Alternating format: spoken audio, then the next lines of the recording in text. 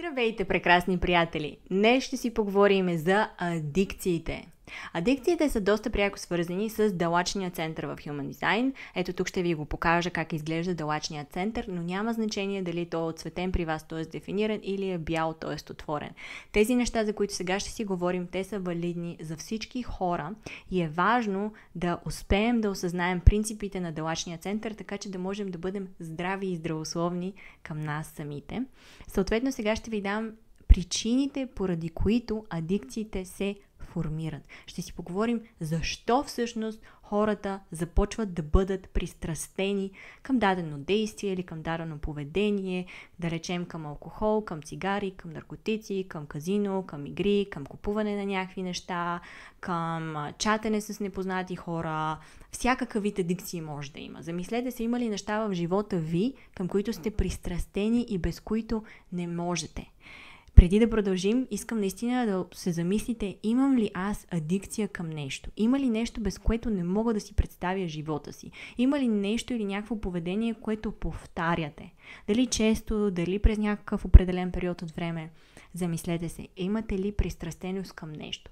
До някаква степен голяма част от хората са пристрастени към телефоните си, защото те са една неотложна част от нашия живот. Ние всички държим телефони през голяма част от ежедневието си, дали за обаждания, дали за чатане, дали за писане, дали просто за скролване в социалните мрежи, което губи всякакво време. И между другото, аз съм формирала социалните си мрежи по такъв начин, че да не ми губят време, а всъщност да ми дават обратно, и много обичам да си отворя Инстаграм и да започна да гледам най-различни клипчета, свързани с психология, с NLP, с коучинг, с различни учители, които след това виждам дали имат нова книга, подкаст или така нататък.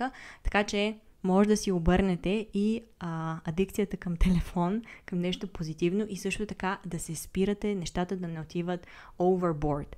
Защото когато, да кажем, скролвате телефона си повече от 20 минути, там вече прегаряте допамина, т.е. допамина започва да се произвежда, обаче минава една линия, която е вече твърде много, и след това дропа, т.е. падането на този допамин е твърде голям, и това всъщност падане създава адикцията, защото вие след това, като падне допамина твърде много надолу, след това искате отново да го качите. Обаче там става едно много нагоре, много надолу, и всъщност тази нестабилност в допамина създава и адикцията. Но няма да си говорим днес за неврологичната част зад адикциите. Днес ще си говорим за психологическите и духовни причини зад адикцията. Така, дадохме определение какво е адикция, видяхме към какви неща може да бъдем пристрастени. Сега ще ви дам и реалните причини, поради които хората се пристрастяват към някакви такива неща.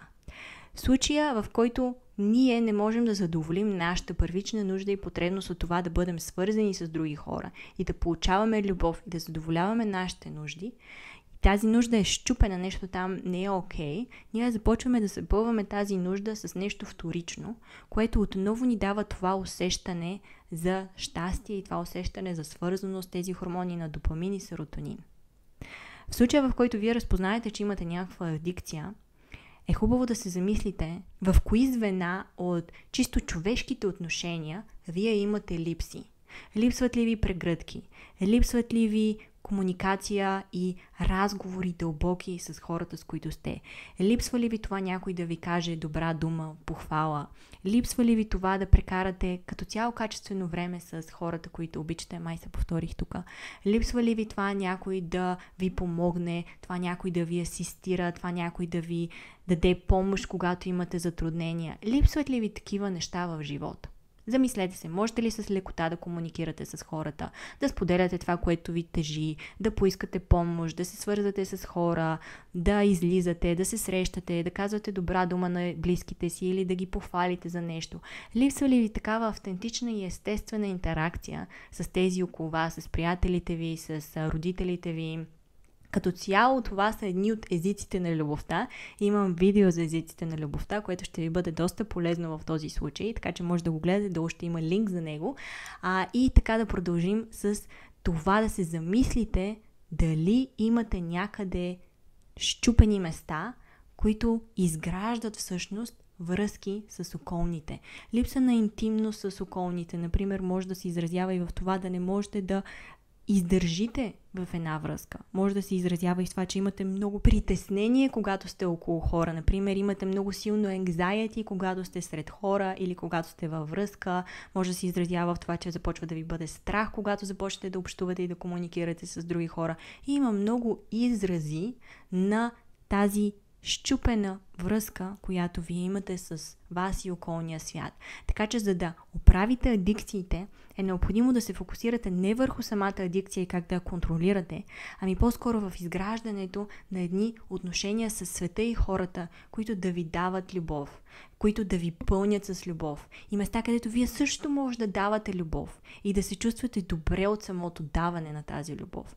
Така че, този днешен поглед върху адикциите е фокусиран върху всъщност вашите връзки с света, с близките ви, с хората ви, какво ви липсва от там. И всъщност лечението, първата стъпка е, разбира се, да започнете да си давате тези неща на себе си, защото по този начин ще създадете такава вибрация и такава енергия във вашето поле и ще ви бъде много по-лесно да ги получавате от околния свят. Няма да ви е нещо напълно различно и напълно ново и да не знаете какво се случва, когато някой, например, ви каже добра дума или ви похвали, или ви каже супер, много си готина или много си готин и вие да сте добре, мерси. Дори мерси да не може да кажете. Или когато имате трудности и не искате да поискате помощ, или въобще се притеснявате да поискате помощ, или дори не ви минава през акъл идеята да поискате помощ от някой човек. Дали защото ви е страх, че ще ви каже не, или че ще ви отхвърли, дали защото ще си чувствате задължени, дали поради каквито и да е други луди причини, които може да си измислите.